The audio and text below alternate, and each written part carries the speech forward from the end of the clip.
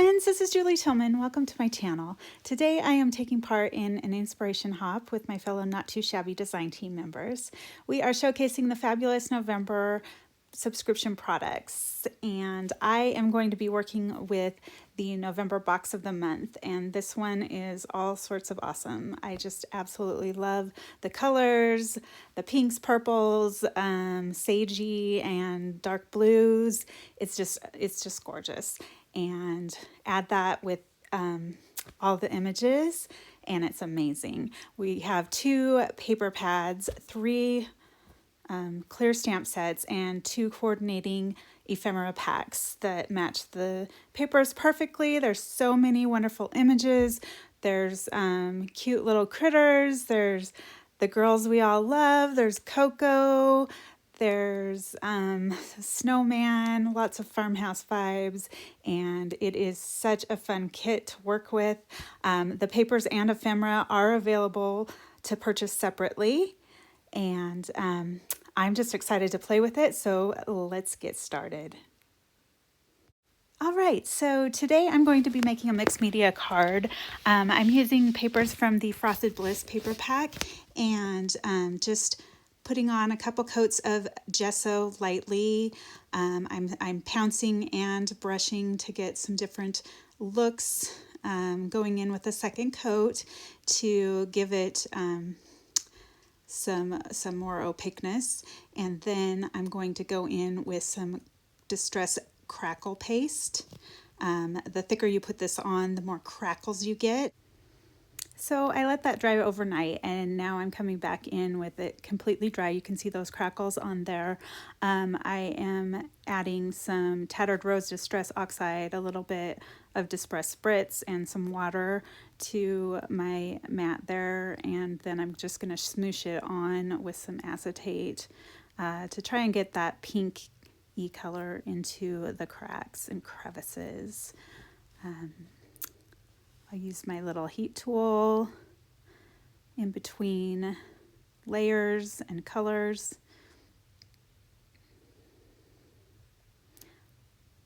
Until I get the look that I'm going for. I do love having that little bit of spritz in there because it has just some really pretty shimmer to it.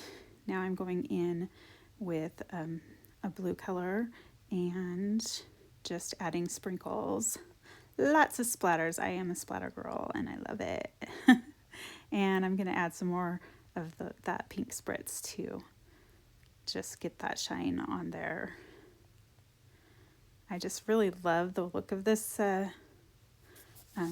background. I think it's a great way to use papers that are maybe a little bit more than you're looking for. You want it to like draw the eye in towards your focal point. So that nice snowy background is kind of what I'm going for. I am just ripping some designer paper here, more of the Frosted Bliss. I was originally thinking that I was going to do like a kind of a banner going down, but then I decided that I liked the look of it more as just like a rectangle, a floating rectangle. The sentiment is from one of the stamp sets, and I used the Emily's Alphabet dies to cut it out, and I just love how it fits on there. I just think it's a really cool shape, and I'm excited about that. Now I'm just distressing the edges. This is a Prima Marketing paper distresser from years ago. I'm not sure. I'm pretty sure that that's retired by now, but it's really cool. It has the parts where you can distress, and then it also has a sanding edge on the top and the bottom. But you can do this with scissors or any sharp object. One of the tips I always use is like things don't age perfectly. They don't age in the same way. So you don't want all of your sides to look the same. You want different like distances, different crumples and everything. And I like to turn in some corners, do a little sanding here and there, and just have fun and get the shape of the card just how I want it. I have colored that penguin from one of the stamp sets in the box of the month in Zig watercolor markers, and I used a Wink of Stella clear glitter pen to blend it out. And I hadn't used those markers in quite a while, but it was a lot of fun to color him up. Now I am going to add a bit of lace to the background just to like kind of break up the card a little bit, add a little more interest. I'm trying to put that scrapbook.com tape down to cover this, and I'm going to have other papers on top of this, so I don't mind that there's going to be some adhesive that sticks out for right now, like through the lace. But yeah, I'm gonna glue everything down really well with liquid adhesive so things stay put. I did decide that I wanted to bring in a navy mat for that, and I'm just gonna like hand tear that. When you tear papers, if they have a white core, then you always want to tear towards you because that's going to be the side that gives you that white tear. This is obviously a solid core paper, so you still get that little bit of difference in the layers when you tear it forward as opposed to backwards. So I decided on the pink pattern instead of the star pattern, and I'm just deciding where to put all of these elements. So now I'm just gonna bring in some liquid adhesive and glue that piece down to its mat. I'm still kind of deciding the layout here on my card. I think it's needing a little bit something more, but I'm not quite sure what. So I'm gonna audition things a little bit. I love that little sentiment. I think that it needs a little bit of dimension though, so I'm gonna bring in some dimensional dots and add those to the back just to give it a little bit of lift. And I want to make sure I keep my penguin in the lower left corner because I want some of that crackle background to show through because, you know, we made it. we want people to see it. So lots of layers get covered up in the mixed media process, but this is one thing that I actually wanted to be part of the finished look. So I'm going to make sure that penguin makes it into the lower corner. I also decided now that I wanted to add a little bit more to this. So I'm going to do something I haven't done in quite a while, but I just took a piece of score tape and put it down, and now I have some seam binding, and I am just kind of ruffling it and pasting it down and giving it a little ruffle border. That was a like real in thing for a while, but it's been a few years. I have been stamping for almost 30 years, I believe. So so I've seen lots of trends come and go. So anyways, I am just adding a little bit of shabbiness to those ends, fraying them up a little bit. I want them to look like a ribbon, but also to have a little bit of wear and tear. So now I think I know my layout, so I'm just gonna put this all together. There's some more liquid adhesive.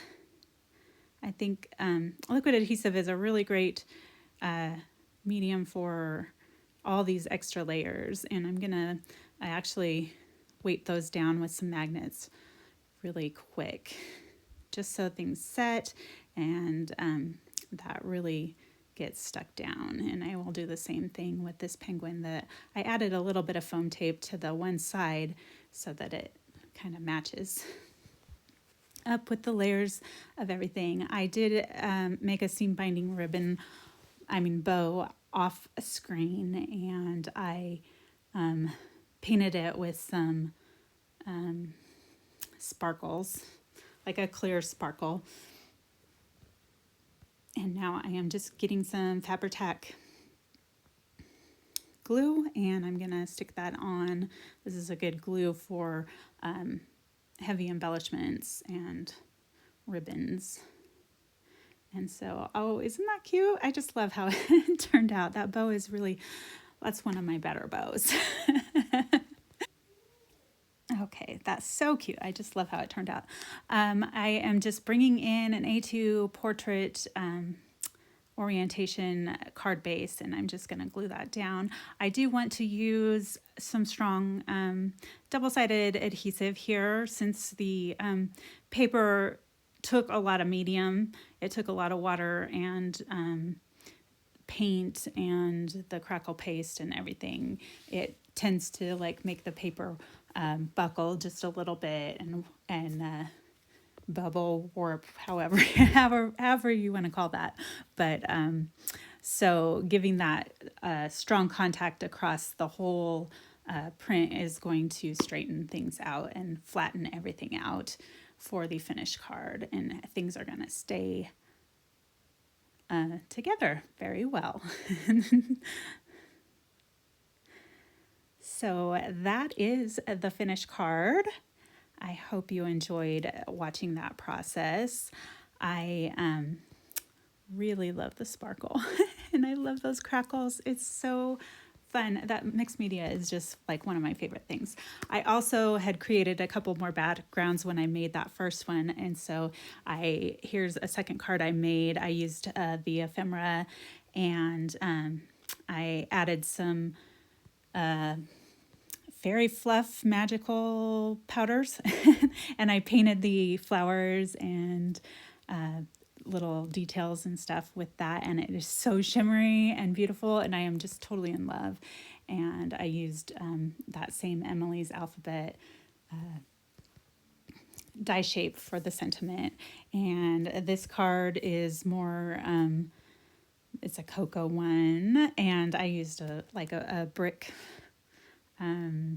die cut from my stash from years ago, and added some chipboard, some more embellishments, a sentiment from one of the stamp sets. And I just had a lot of fun creating these. I hope you have been inspired. As I mentioned before, this video is part of a hop. There's a $25 gift card to the Not Too Shabby shop up for grabs. There's an entry giveaway link in the description box below. You'll want to click that. You can find all the videos in this hop by clicking the title hashtag N2S November 24, or in the description box below there's a playlist where you can watch all of the videos in one fell swoop. I hope you have enjoyed this. Thank you so much for watching, and I will catch you on the next one.